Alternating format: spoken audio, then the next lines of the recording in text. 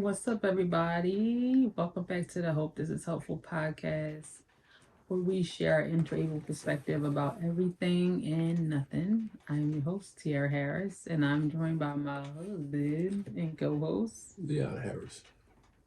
Let's get into it. We start every episode off with a intimacy card. Let me answer a question. Are we doing that first, or are we doing stories first? Let's do this part.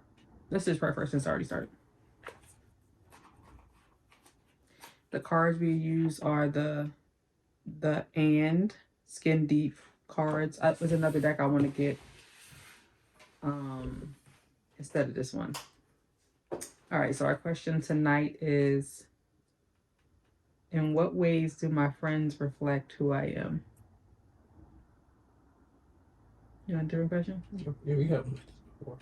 Okay. Ish. Not the same, but If you could have something in mind, what would it be and why? your butt. Why would you want my butt? Something nice to grab too. I don't got one. Bones. But you would sit on it anyway, so you would just want a bigger butt to sit on? Oh, you want something more meatier, so you don't gotta be worried about wounds and stuff? Would you sit and grab your own butt? Yeah.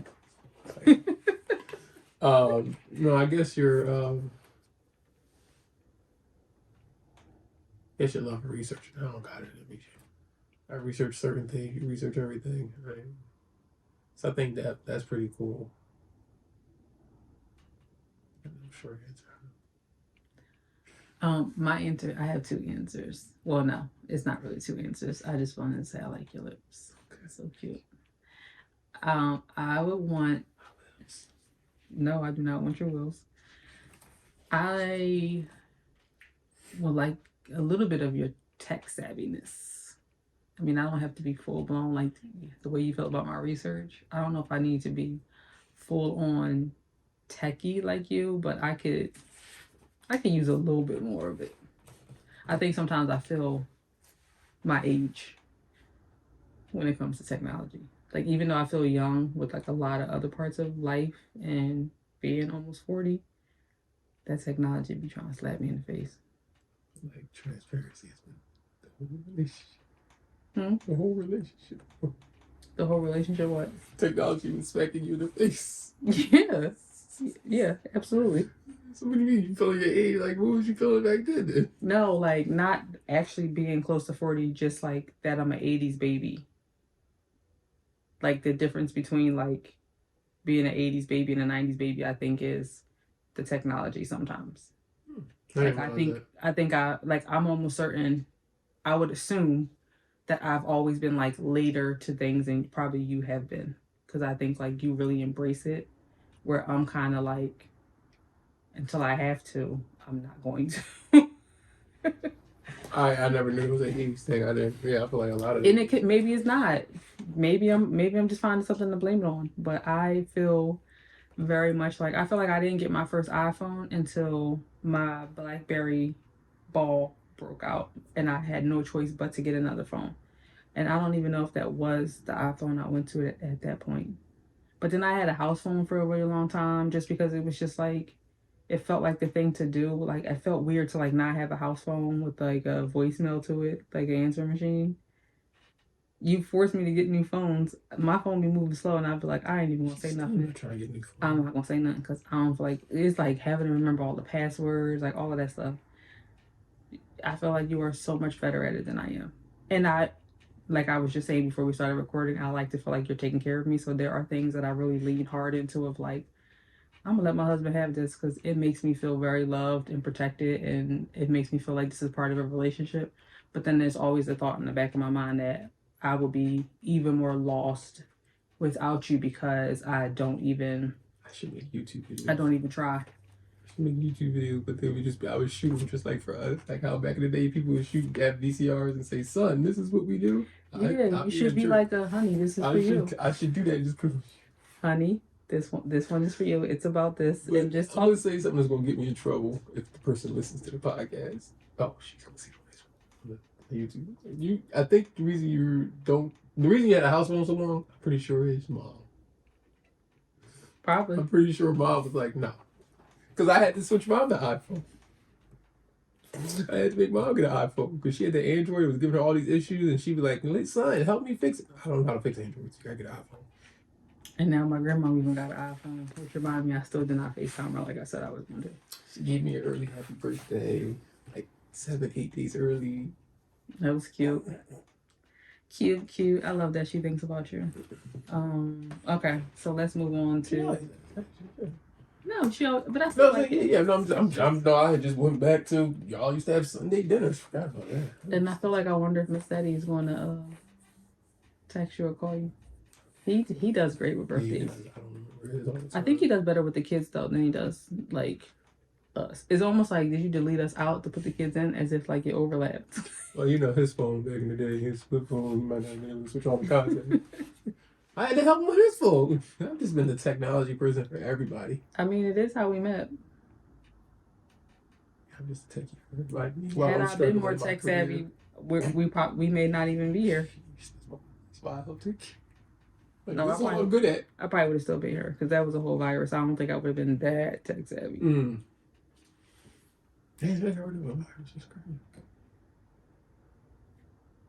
Next segment, stories about our daughter.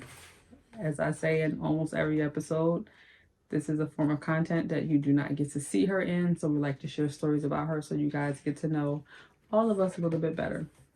Would you like to go first, my love? Did I share the one about her telling me to do my thing whenever I need to because I had spasms? I feel like I did. I can't remember. So I don't know if you get demonetized. I'm trying not to ever get demonetized. So I use herbal essence, and not the one for your hair. And for my spasms more so, not for recreational use that much. So one day I had like a random spasm come out of nowhere. So Noe's like, "You need to go smoke, Daddy." It's like, what? Like, I mean, my daughter, I'm open with my daughter about using marijuana. I don't sugarcoat it. I let her know what it's for. Let her know that she's not of age. She knows what not to touch, what to touch, that good stuff. But she was like, "Daddy, you need to go smoke." She was like, "Actually, Daddy, you need to smoke morning, noon, and night. Whenever you feel like having a spasm, you need to go smoke." I was like, it just felt weird. It was like, it's decent to be, open and a 420 parent and her understanding what it's for, but it just still, the stigma was like, you can't just go out on the street saying, "Daddy, you need smoking." That's my story. That's it. Stick it to it. That's like when I give her magnesium, her calm gummies, and she accidentally gets 2, and she was like, "Mommy, you can take one too. Sometimes you be frustrated. You can take one too." Yeah. Okay, so my story about Noelle. This week I had to take her to a doctor's appointment, and we went to the children's hospital, and we ended up playing. The children's hospital have a big playground right in front of the main entrance of the hospital. Excuse me. So she was playing at the playground, and it was International Women's Day, and there was another black girl with her dad, and they became friends. So they're playing on the playground. They're doing all of these things together. But the girl is a little bit smaller than Noelle. I would say maybe if Noelle's 4 feet tall, maybe she was like 3 1/4 to 3.5 feet tall. Oh, y'all was the same size. Oh, me and the little girl was the same size. So they were climbing up a part of the playground that was kind of like a ladder, but playgrounds, they be looking different sometimes. And Noelle went to do it first, and then she thought that she couldn't do it. So then the little girl was like, "Oh, I can't do it either." So then her dad was like, "You can do it. I'm sure you guys can do it." So then Noelle figured out how to do it, mastered it, went up the ladder. And when she got to the top, she says to the little girl, "If I can do it, you can do it. Come on, friend." And then when they got to the top, the dad was like, "Girl power." So then they're yelling out, "Girl power." And that became like their theme the whole time they played, was to keep yelling out, "Girl power." But it was really cute. It was like, I feel like sometimes we don't always get to see our work when it comes to her, like the things that their affirmations we instill in her, the lessons we're constantly trying to teach her, and it feels like she doesn't really want to learn them. Like, I feel like we don't always get to see them like actually blossom. And that was one of those moments where I was like, look at her. And then it also felt very much like, look at her growing up. Yeah. So speaking of growing up, our topic for today is how has our goals changed from beginning of our relationship till now, because I feel like we growing up.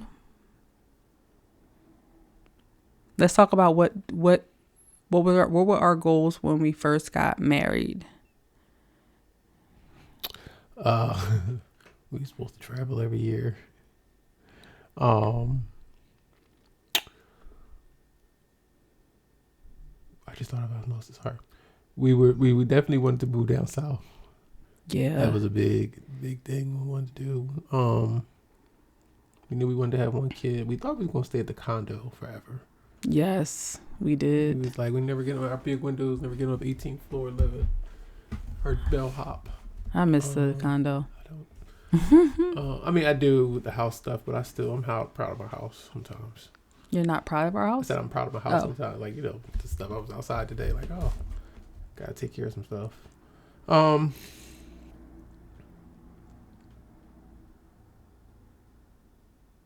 know one of them was like to be able to like stay happy and not basically try not to go through stuff. It might have been young and naive. Not naive, but that might have been young. Sorry.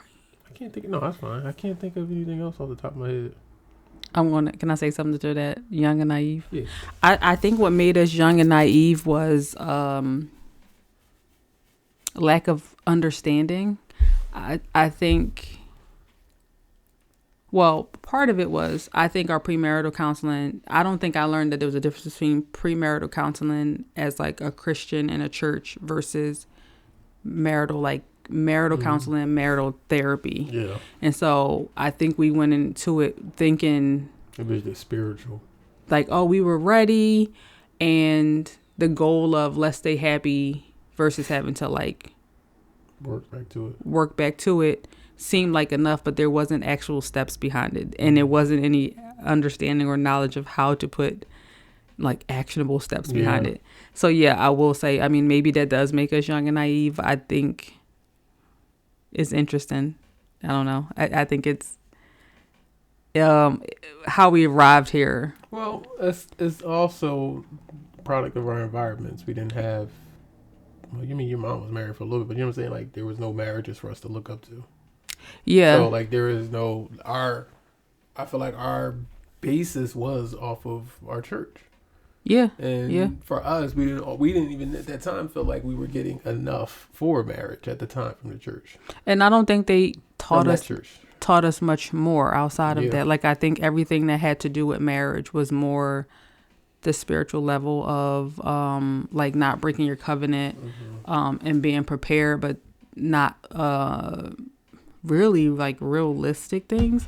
Like, and I think again, part of it could have been growing our family, moving, because I think the couple that did our premarital counseling, we stayed in touch with them for such a long time, and we would have meals with them and kind of go over things. So it would have been interesting to see what wisdom we would have gotten from them with some of the harder things that we endured after like leaving Philly after the pandemic, like, some of the stuff that we kind of felt lost with. But then we also had the struggle of not consistently staying with the therapist. Yeah. Because we did have a therapist very early on, and for reasons that were kind of out of our control, like if the way she took her payments changed, and then we, she didn't take flex spending and we were using flex spending, it was kind of like, so, and then us thinking that we were good for such a long time, thinking we, not realizing we were good. Like, I think it was partly me. Like, I thought I was okay. But I think we also didn't realize some of the stuff we were sweeping under the rug were going to end up being such big mounds of like stuff underneath the rug. But yeah, those were, you named all things I didn't even think about. When I thought about this topic, I thought, okay, so let me name mine then, since that's probably easier. When I thought of this topic, the goals that I thought had changed. So when it came to first being married, I don't even feel like I really had a goal. And I'm thinking of like personal goals, work goals. Like, I think it was just like, I had no goals. I think because of how our engagement went, the goal was to just be married. Like, I felt like it was so many things being thrown at us that it felt like we had something to prove to just actually make it to the altar. Yeah. Then I think we kind of just went into like, we ran this race to get to the altar, that once we got married, we just kind of like exhaled and just enjoyed our own little world, that it wasn't even anything to set. It was like, we're here, we're happy. Okay, going to work today. Oh, not working today. We get to hang out and be best friends. Okay, going back to work today. Like, it was just kind of that. And then the goal became to become parents. Yeah. And then, I think after that, it changed to, I had health issues right after that. but I think for me, it changed to, how do I keep taking care of them? Because I don't want to do what I'm doing anymore. It was like, okay, now I want to keep working and I want to keep providing for them, but I don't want to keep doing what I'm doing. And I think that became my goal mentally, of like, what's next, like financially, I guess I would say. Cause I was happy in the condo, and again, I do miss it, but I also love our house. I'm glad that we did move when we did move, because now we have way more space than we would have had, especially as she's getting older. She's in a great school. And then now the next goal is even bigger, right? Every time we keep thinking that what we have is enough, it's like, we're so happy in this little space, and which I think is not a bad thing. This space is big, it ain't little. This space? Yeah, wheelchair is big. But then it's nice size. I'm not gonna say it's not small. It's nice size. I think it's small for a house. But we're so happy in our small house that if we never made it to the big house, I wouldn't be that disappointed. Like, I feel like, because we're healthy and we're all happy here, it would just be a matter of how to make it work. But I also, so to that point, I think the way that my goals have changed, which has changed some of our goals, is that I have allowed myself to dream bigger. I've allowed myself to understand and realize that I can desire more, and I don't have to live in, I guess, what may be considered a poverty mindset. I think I've always kind of lived to make sure, because my bills were paid and because we were healthy and because everybody seemed to be happy, that was supposed to be enough. And now to actually say the sky's the limit and believe it feels very joyful, but also very it's filled with a lot of curiosity. And it's a very new place to be in, to say, yeah, we said at one time we would travel every single year, and we really haven't. And then now it's kind of like, we really could travel every year. Like, why can't we? Let's figure out how to make it work. Instead of just saying it, it's like, let's figure out how to how to actually do this. Like, so I feel like that's, for me, is one of the biggest changes when it comes to our goals, is just the belief that these goals can be, whatever I want them to be, but then also making sure that I'm in a place of, is this what God wants for me? And how am I still in line with his purpose? Because again, and I'm not trying to bash the church or the particular church we came from. I think because of where I hope this is fair to say, because of where our church was located, the community that lived in that area, you have to kind of feed your people. So for those people at that time, it could have been enough to say, let's find peace, let's find joy with what we have, because for some of those people, that may be all they ever have. And so if you're coming up there and you're teaching people to think about the life, think about the world in a certain way that may not provide them any sense of hope or any sense of any reason to keep going, that wouldn't be fair. Yeah. Or that, I'll leave it at that. That wouldn't be fair. And so I think now, feeling like we moved out of that sense of poverty to a certain extent. Like, again, like you said, we are a 2-parent household. That's not something either one of us grew up with. We both have the capability and ability to make money, to be able to, find ways to make money, and find ways to make money that align with what it is that we desire for our family, what our overall goal is for what our family should look like. I think that kind of changes those dreams a little bit, because for me, it changes it, but it's also hard because I don't know I'm not comfortable in it either. Yeah. Because I don't know I haven't heard messages and maybe I have, and maybe they just, at that time, I just couldn't understand it or relate to it. So it's trying to find that balance of, I want to serve God's will and I want to serve his purpose for my life, but I also want to dream really, really big. And I'm trying to find those things that make both things true. It takes time. I think for me, my goals have changed. I was a bum. I mean, I know I was a stay-at-home dad, but I felt kind of useless. I tried college like 3 times. It just never stuck for some reason. For some reason or another, it was something going on. I think initially was my grades, and then some with accessibility, money. Then it never worked for me. So for me now, the thing that changed is seeing that I can actually have gainful employment. The goal was originally when Noelle turned 3. Yeah, for 3. Whenever she was around 3, I was supposed to figure out something. Up until she turned 3, I had no idea what I was going to do. It was nothing. I had not a clue. And then I think the therapist that ghosted me, she mentioned doing like a boot camp. And that's how I got started. And now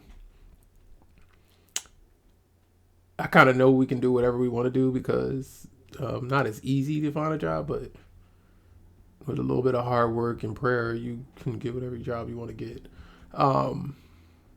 So for me, my goal is to, as non-narcissistically say it, just to make all the dreams happen.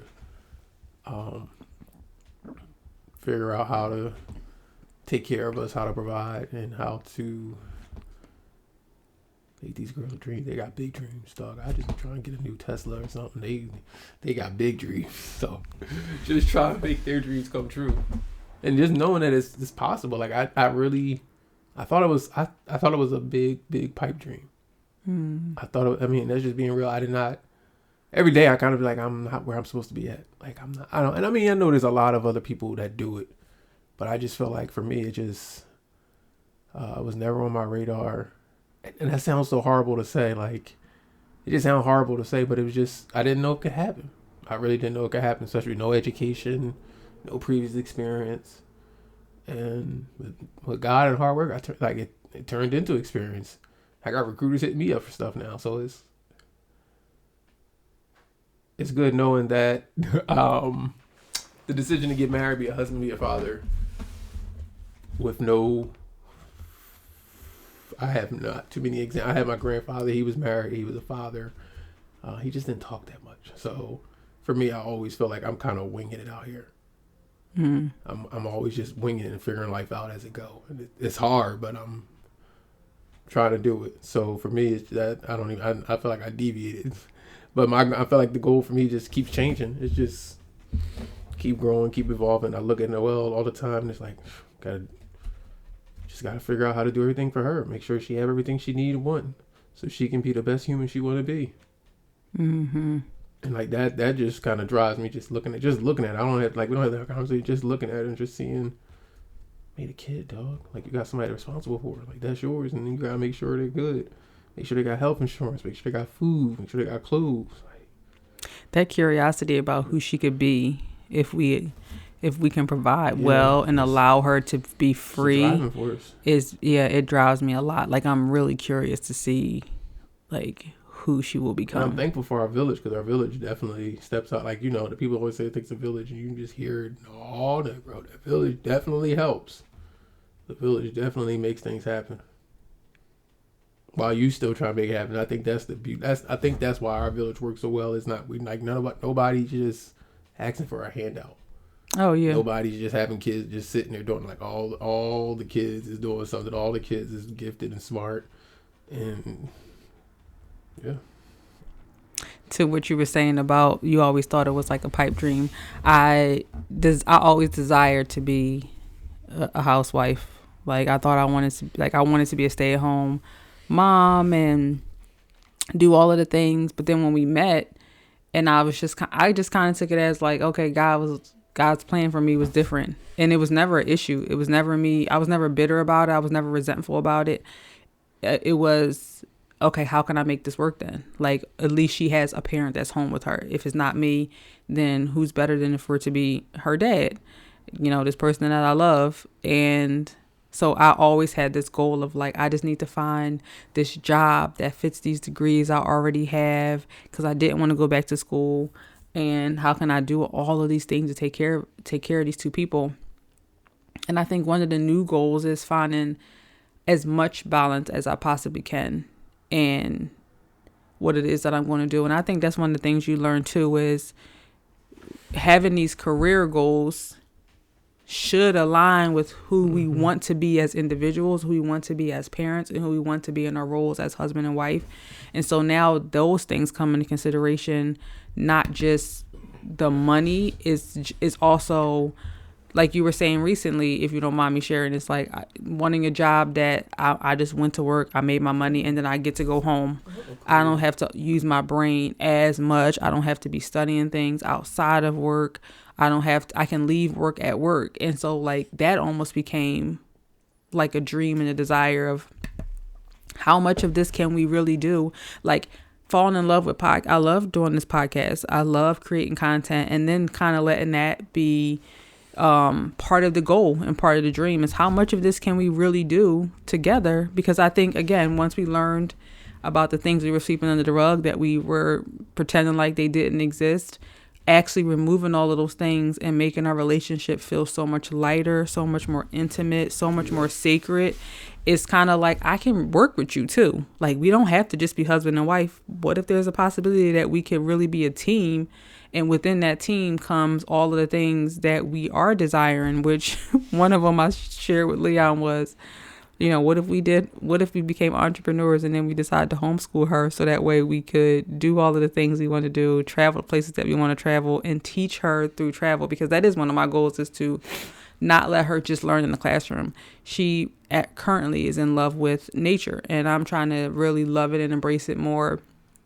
And there's so many more ways to learn that I think we weren't taught. Yes. So now, again, not only is it like believing that I can do all of these things that I didn't think that I could do and allow myself to dream big, it's like I'm like pulling at everything that I can, because it's like, oh, there's actually like homeschooling, nature-based like programs. Like, what else is there out there that, because you don't want it to just be what you think it's supposed to be.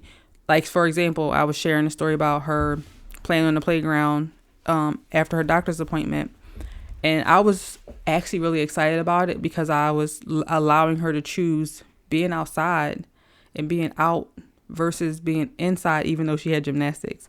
And even that thought to say, we've been, one of the things we've been programmed to believe is the kids need something to do after school, because when you did grow up with one parent, and honestly, I mean, it was enough of us that my mom didn't put us in activities, because she was like, y'all all stay in the house and keep the door locked. But like some parents put their kids in activities because they need somewhere to go until they get off of work. Well, that's not a problem for us because I'm always home. Mm-hmm. But even the idea of like, oh, I can put my kid in any activity that I want her to, because financially it's not a concern. She can do whatever it is that she's interested in. But it's also learning that there's so much beauty to just spending time outside versus signing her up for something that has to be structured. Like, what if we don't have to even do it that way? And it's allowing ourselves to know that that's a thing. Like it's, so a lot of these things and growing and learning in the years that we have been together has allowed our goals to change, not just for ourselves individually, but for who we are as husband and wife. Like, again, we talked about a trip every year. I actually wanted to do 2 trips every year. Yeah. A husband and wife trip and then a family trip. Like, how, Sway? When she was saying that, I was like, and I mean, it still seems a little hard right now, but it seems it could be doable. It could be doable, just different than what we expected. I think back then we was like, trip. Like now it's like, road trip. Yeah. And I mean, and that's also understanding that some things are just a season that you're in. Yes. And there's a way to make it all work within the season that you're in. Because I think once you embrace the fact that this is the season I'm in, that makes it a little bit more easier and a little bit more realistic and a little bit more acceptable than to be disappointed that you didn't get to do what it is that you thought you wanted to do. But because I think our overall goal is to be happy and to be healthy and to make sure that she is not in the place of being traumatized by anything, that kind of changes some of those goals. That, okay, yeah, we may want to be on the island somewhere away from her for 7 whole days, but it's like, who's she gonna be with? Who's she gonna be with for 7 whole days that we... Yeah. That's not an inconvenience to them, that she still gets to go to school. Like, it's being okay with that having to be a little bit different because of what our values are. 10 more years. Behind all of these goals. Yeah. So yeah, in a few more years it might change, but we've also been really happy. Like, we've been able to connect despite not being able to go on as many vacations as we want to. We gotta figure it out. We have to figure it out. And have to set boundaries, because she really be like, y'all snuggling? I want to snuggle too. Girl. Anything else, my love? I had something. I forgot it. You forgot? Yeah. Well, I hope you guys enjoyed this conversation about goals and how they changed over the years. Drop some in the comment section if you guys can relate, if we helped you to realign some of your goals or maybe some of your values. Let us know what you think. And we will see you guys in 2 weeks. Bye.